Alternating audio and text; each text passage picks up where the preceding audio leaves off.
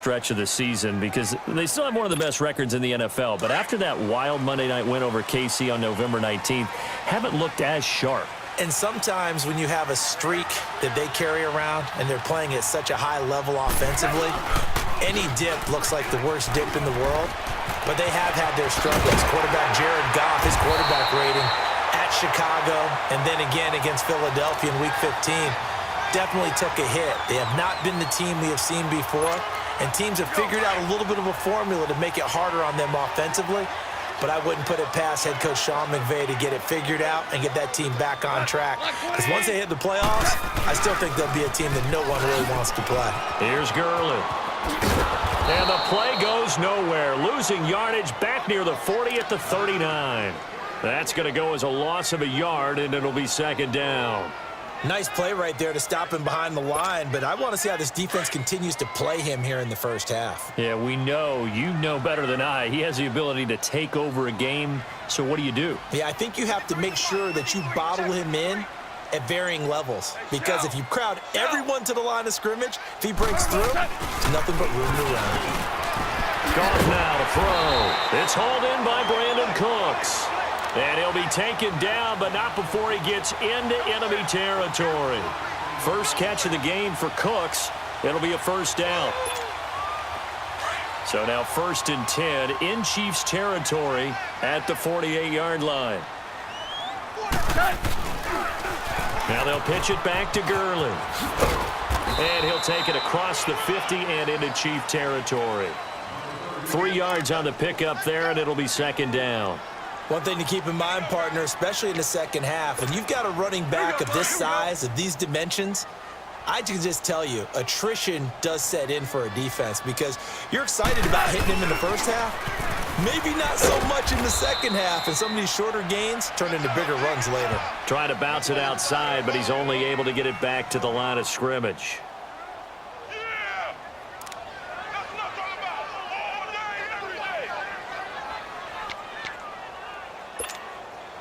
They'll need to get this to the 38. That's where the first down marker is here on 3rd. Gone. Into heavy traffic, and it's intercepted. Picked off by Reggie Ragland. And his guys are going to get the football at the 23-yard line. Woods, the intended receiver. Mahomes will lead the Chiefs up 1st and 10 at their own 23.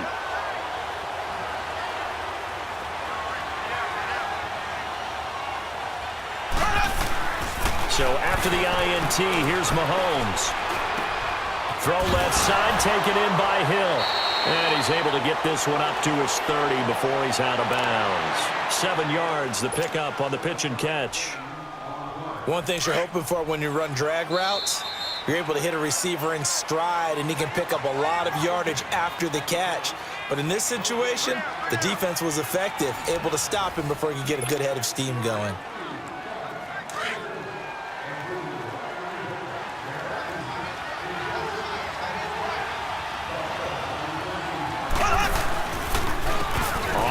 It's Ware. And he'll slip his way up across the 30 to the 32. 2 yards on the carry there, and it's going to lead him to 3rd down. If they're going to get a first down out of this, they're going to have to earn it because there's been tough going in the interior there. And here we are on 3rd and 1. Be prepared. Brace yourself. Going to be some contact going on.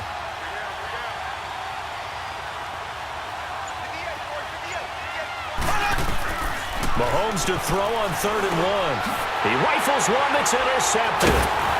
Picked off near the 34. And they have the football and will set up shop at the 33-yard line. Offensively, when you see cover 2, the thought has to go through the quarterback's head. Drive the football when making throws. It's not just the deep guys covering. It's the guys underneath you have to be careful of. Drive your throw. Otherwise, you see what results? Interceptions. After the interception, here's Goff. And his throw's going to be incomplete. Try to get it to Woods, and that'll bring up 2nd down. Seems like this defense, especially the secondary, has really been contesting about every throw in this first half. Remind me of a good half-court defensive basketball team. Every time a pass is thrown, they're right there in good defensive position, able to affect the play. And for the third time here in this half, it's intercepted. Picked off by Orlando Scandrick. And he'll bring this one back to the 29. I do want to take this time to mention that the next few months, very big in the competitive Madden Championship Series. A few weeks ago, we saw Skimbo go back-to-back. That's right, back-to-back, second straight year. You're fired up. And then next up, the Madden Challenge, and it's a $190,000 prize pool, and the ladders to qualify for that tournament now available in MUT draft mode. Exciting things. By the way, do you have a gamer tag, Charlie? No, I do not have a gamer tag. You must be a good player in order to earn a moniker. And that play going absolutely nowhere as he's belted before he could get out of the backfield. Mahomes now to throw. To the right side, it's Kelsey. They get 15, but they still needed a little bit more. Fourth down. A lot of tight ends just use their size and their strength, try to occupy some space and kind of body people away and catch the football. But not this guy. He's a refined route runner. Makes me wonder if he took some dance classes in his background with his footwork.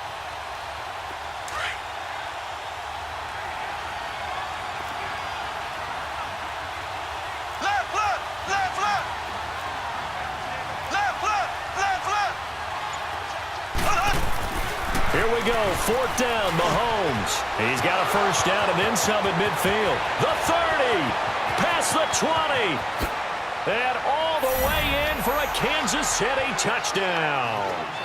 Travis Kelce, 62 yards, and the Chiefs add on to their lead. When they drew that up, I don't think they envisioned it ending in a house call, but he got it and took it all the way home. Really impressive run after the catch, wasn't it? That was really special by him. But let's face it, in today's NFL, those tight ends are often former wide receivers or maybe even sometimes bigger running backs. They just put them in a position to get a great matchup and make plays like that. Oh, good footwork on the spin. And he'll take this up past the 20 and down at the 22-yard line. The Rams offense now, they get set and head back onto the field. Already down 2 touchdowns here in the first half. This becomes a pretty important drive, doesn't it? It certainly does, and a lot of teams script plays. We know that, right? They have a script to start the ball game, and typically those scripts go between 12 and 24, 25 plays. Down 2 touchdowns early, probably not very deep into their script. I think that they'll stay with it. I don't think they'll abandon it just yet and try and generate some offense on this drive. Anything. At least 3 points, get that 0 off the board.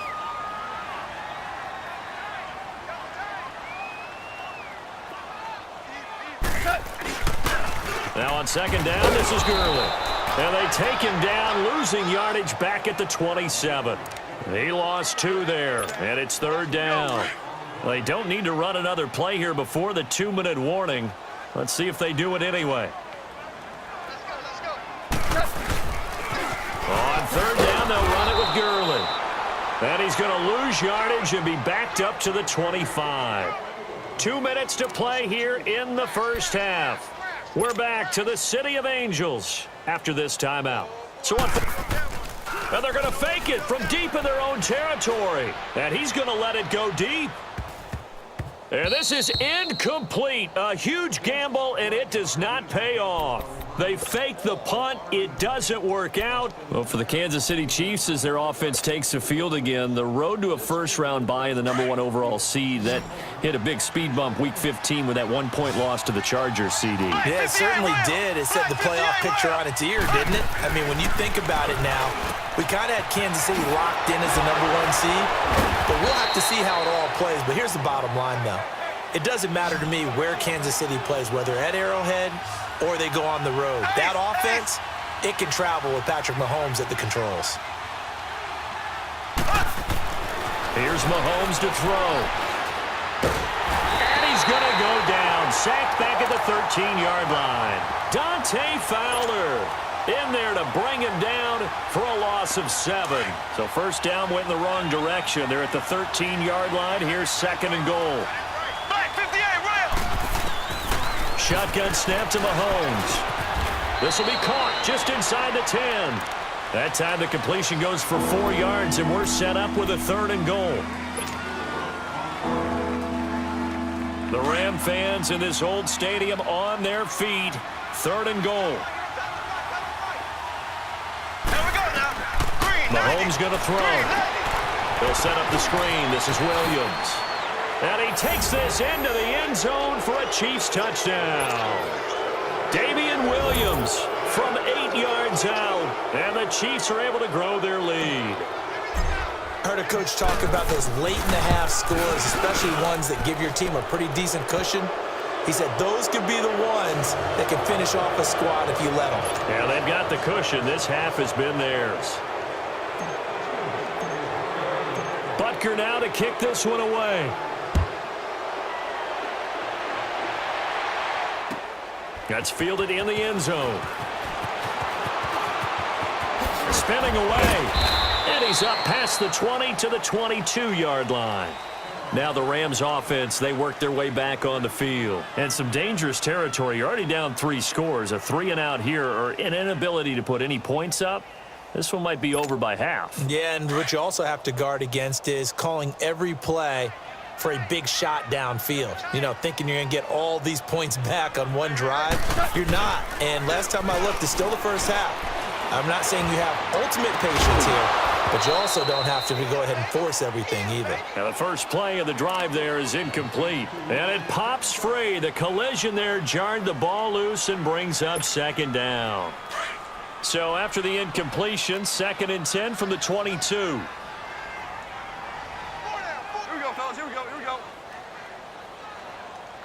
Check. 53 flight. Check.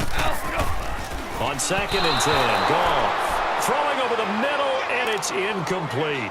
He was in search of his tight end, Tyler Higbee. 3rd down here. Well, one thing that I've liked defensively is that they've shown him a lot of different looks here in the first half. They've come after him. They've sat back.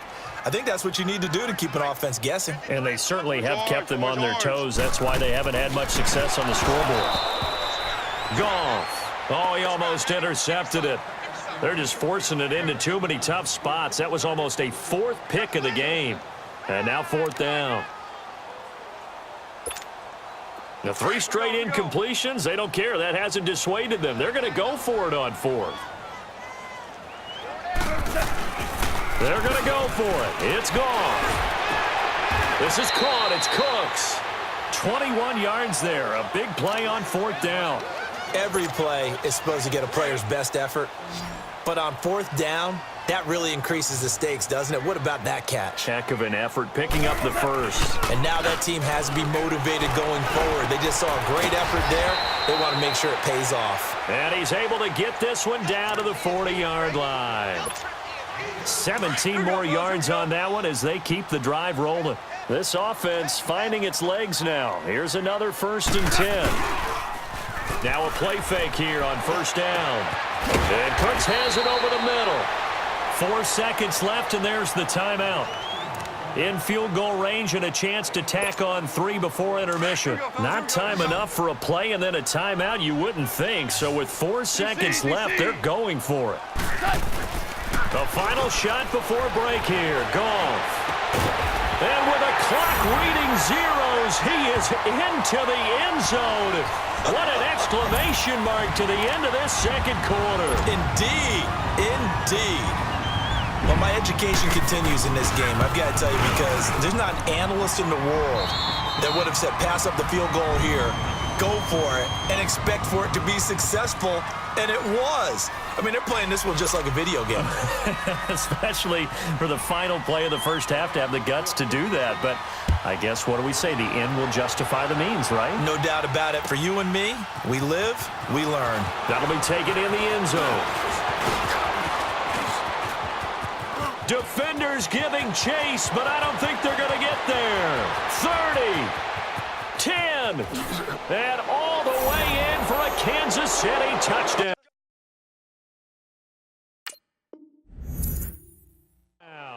As his guys are in.